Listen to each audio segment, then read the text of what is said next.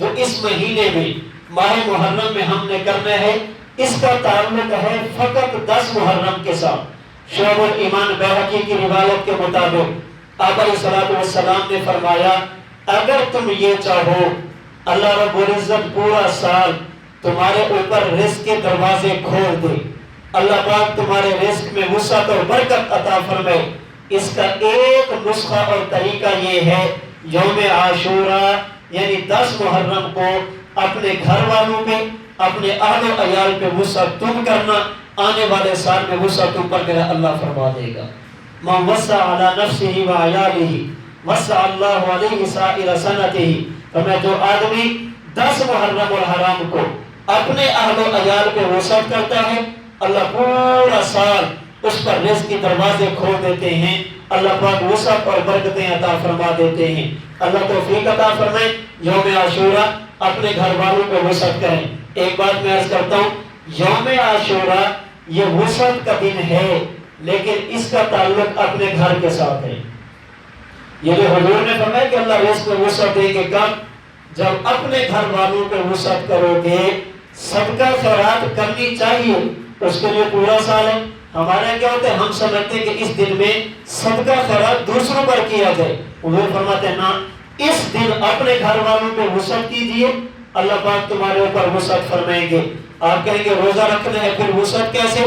آپ سحری میں وسعت کر لیں، افطاری میں وسعت کر لیں، ایک کی بجائے 2 چیزیں لے آئیں، سحری اور افطاری میں اپنے دسترخوان کو وسیع کریں، اپنے گھر والوں کو وسعت کریں، اللہ پاک رزق کے دروازے کھول دیں گے۔ ہم عموماً اس موقع پر ایسا کام کرتے ہیں جس میں خرچ زیادہ ہوتا ہے لیکن فائدہ نہیں ہوتا، دیگیں پکا دیں، سبیلے لگا لیں، ان کا تعلق اس دن کے ساتھ نہیں ہے۔ میں نے گزارش کی جو کرتا ہے وہ جانے، اس کا کام جانے، میں نے اور آپ نے سمجھنا ہے کہ اس دن میں ہم نے کیا کرنا ہے۔ روزہ رکھیں، اپنے اہل و عیال پر، اپنے گھر والوں پہ وسعت کریں، اللہ رب العزت تمہارے رزقوں کے اندر وسعت عطا فرما دیں گے۔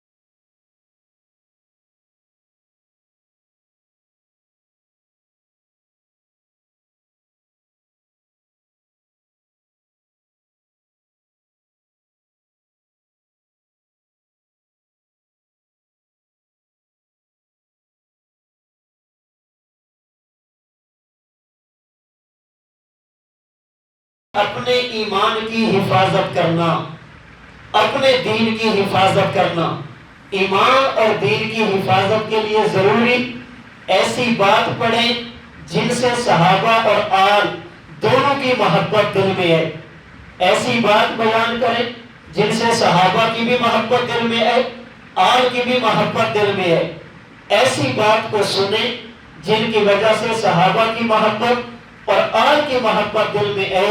ان دنوں میں ایسی بات پڑھنا، ایسی بات کہنا، ایسی بات سننا جس کی وجہ سے صحابہ کی نفرت دل میں آ جائے، یہ اللہ کے رسول صلی اللہ علیہ وسلم کی آل، آپ کے گھرانے، آپ کے اہل بیت، آپ کی ازواج مطہرات کسی ایک کی نفرت کے دل میں آ گئے، اپنے ایمان کا جنازہ اٹھا بیٹھیں گے، ایمان ختم ہو جائے گا۔ کسی ایک صحابی سے بھی بغض رکھنا، کسی ایک صحابی سے بھی نفرت کا اظہار کرنا اور اس کو پھر دین کا حصہ سمجھنا، یہ ایمان کو تباہ کر کے رکھ دیتا ہے۔ ہمارا عقیدہ ہے صحابہ اور آل یہ ہمارے ایمان کے دو پر ہیں، صحابہ اور آل یہ ہمارے ایمان کے دو پر ہیں۔ پرندے کا ایک پر کاٹ دو پرواز نہیں کر سکتا، صحابہ اور آل میں سے کسی ایک کو نکال دو تو یاد رکھنا دین میں باقی نہیں بچتا۔ اللہ کے نبی کے صحابہ ہوں، نبی کی ازواج ہوں یا نبی کی آل ہوں، یہ سارے کے سارے ہمارے ایمان کا حصہ ہیں۔ ان سے محبت کرنا ہمارا ایمان ہے۔